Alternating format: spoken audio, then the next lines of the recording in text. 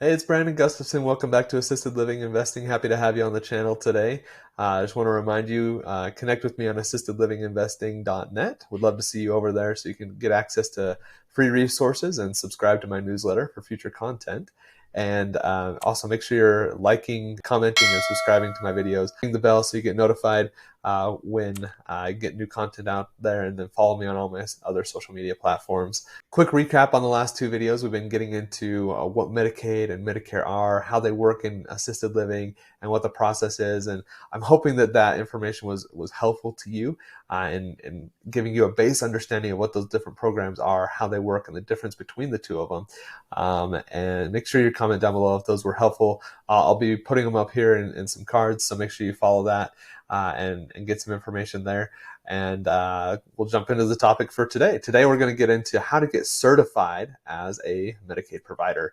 So we talked about being a Medicaid provider, that you can get reimbursed by Medicaid, but what is the process to becoming a certified Medicaid provider?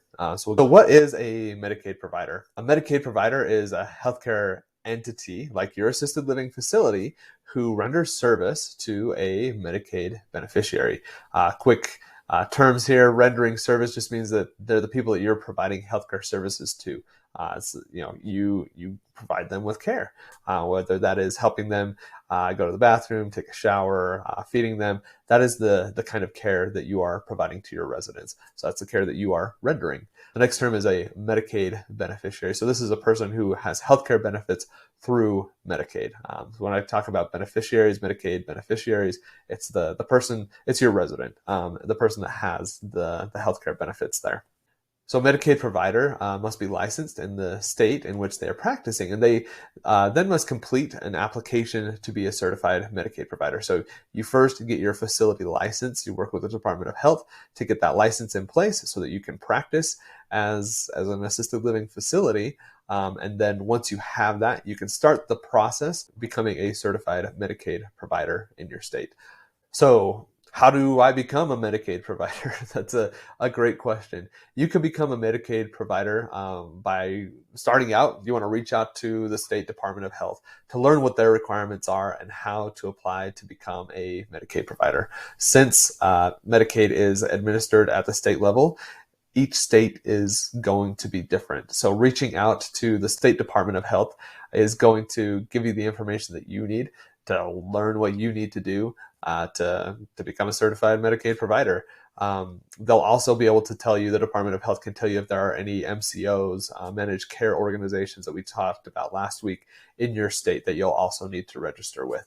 If there are, they can point you in the right direction, and you'll be able to figure out what the process is for applying with that MCO so that you can then become a Medicaid provider with them. The group that you would want to look for, the term that you would want to look for as you're getting into those MCO, the MCO website, getting on their portal to see how you go in and become a Medicaid provider. You want to look for credentialing department, is the phrase that you're kind of looking for. You want to be a credentialed provider with the MCO. Is kind of what they're going to call it.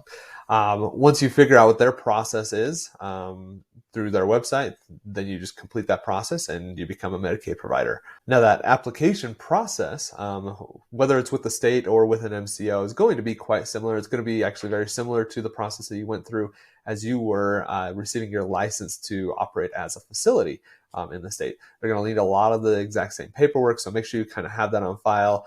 Put it in a folder. You're going to need this information, whether it's for your insurance, for the lender, for the state, for an MCO. You're going to need a lot of this same information. So save yourself some time. Put it in a folder on Google Drive, on your computer, wherever it is that you are storing your information, but you want to make sure that you have that information handy. The information that they're going to be asking for are things like a tax ID or an EIN.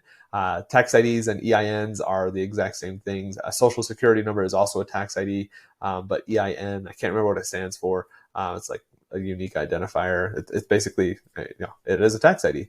That's what it is, but it's a business tax ID. So when you set up your LLC, you'll be able to get that paperwork that gives you what that EIN is. And oftentimes they want to see that paperwork that says, yes, this entity has been set up just kind of your approval letter there for your tax ID number, your EIN number. They'll need your bank account information. This is so they can do direct deposit for the funds that they're going to be paying you. So they'll need like a bank letter or something like that that has the bank account number and the routing number for your bank on it, and oftentimes like on letterhead from the bank, just so that they can verify that, yeah, this is true, like this is a real bank account, it's legit. And you also want that. It helps protect you, making sure that you have everything set up there correctly. They're going to want mailing and physical addresses. For us, we have a separate mailing address that's in Cedar City, Utah, that we've set up through our attorneys, just as a registered agent address, just as a way to kind of give us a veil of where our personal residences are and things like that. But the physical address would be the physical address of the facility where that's located. But they'll want to have that information. They'll want contact information from you as well. So phone numbers, emails, simple stuff like that. Oftentimes they're going to want insurance information. So they'll want what's called a COI, or an insurance accord letter. And sometimes they'll want their name at the bottom of that. So they'll give you that information on it. It seems complicated. It's actually very easy to generate one of those letters. If you're working with an insurance broker, they can do it for you simply.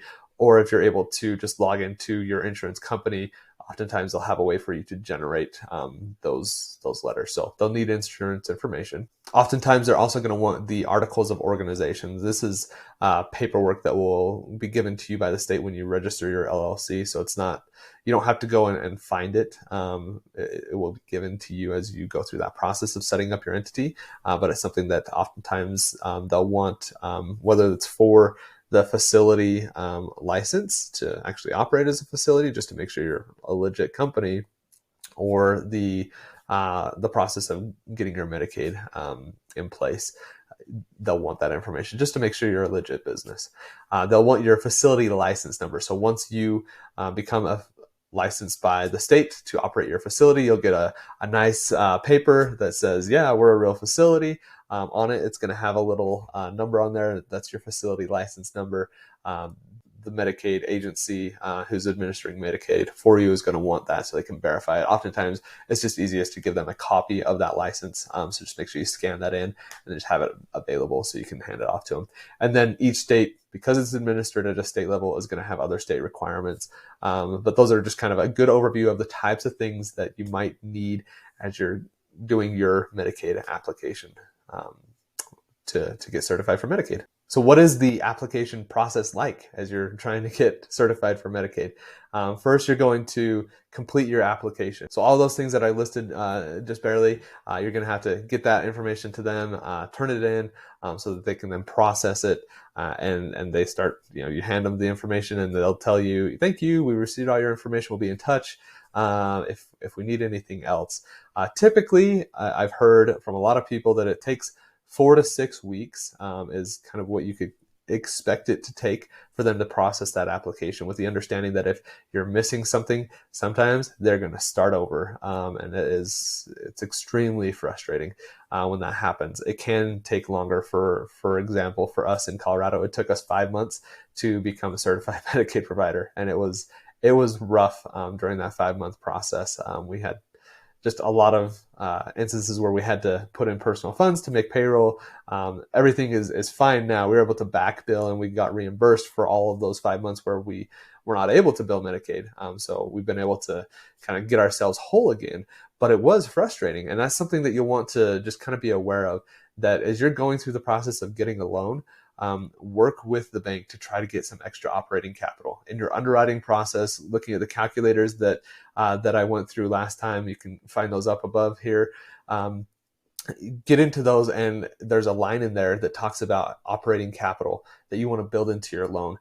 Doing 2-3 months of operating capital is going to help you be able to operate in the event that you have a lot of Medicaid residents and Medicaid just takes a long time to process your application. So just make sure you're aware of that. That's something that you want to just have and be aware of as you're going through the process, because you just don't, it's out of your hands. You can call them as much as you want. They're still probably going to go slow, unfortunately. Once you are an approved Medicaid provider, most of the Medicaid administrators are going to provide you with some training so that you can learn the specific billing process to how they administrate Medicaid. Each one, while they are very similar, each one does have subtle differences, and being able to understand how they work is going to be key. But all the ones that we've worked with have been great to work with. Some of them are not as responsive as I would like, but overall they do a great job. And so that's something that you kind of want to be aware of. Make sure you take advantage of those resources. They're going to help you out a lot. And getting started billing for Medicaid, helping you find and identify issues so that you can get past them, so you can start getting paid for the services that you're rendering for your Medicaid residents at your facility. So just a quick recap, we talked today about how to get certified as a Medicaid provider. We went into what is a Medicaid provider, just the definition of that, how you become a Medicaid provider, and what is that application process like, what you can expect, the types of documents you need to provide. I really hope that was helpful. Make sure you comment down below if there's something that I was missing in that process, or what your experience was like as you were trying to get certified as a Medicaid provider for your facility. I'd love to hear from you, learn about your process, what you've experienced in the different states that you're working in. I'm sure everybody else would love to hear it as well, because each state is different, and getting more information on it is just going to help everybody out. Next time, we're going to get into the secret about Medicaid payments in assisted living, how it works, just like how the actual structure of getting paid in assisted living for a Medicaid resident, what it looks like, so you can know what to expect. I'm really excited to share this with you. It's something that I think a lot of people don't know. And I'm excited to kind of share the process and help you understand what it looks like. Make sure you comment down below. Make sure you like the video, give me a big thumbs up, subscribe to the channel, and ring that bell so you get notified when future content comes up.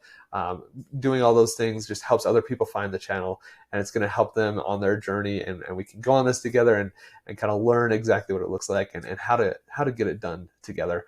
Make sure you visit assistedlivinginvesting.net for free resources and to join my mailing list for future content. And thanks for watching today. I'm excited to see you in the next video. Have a great one, and we'll see you next time. Thanks.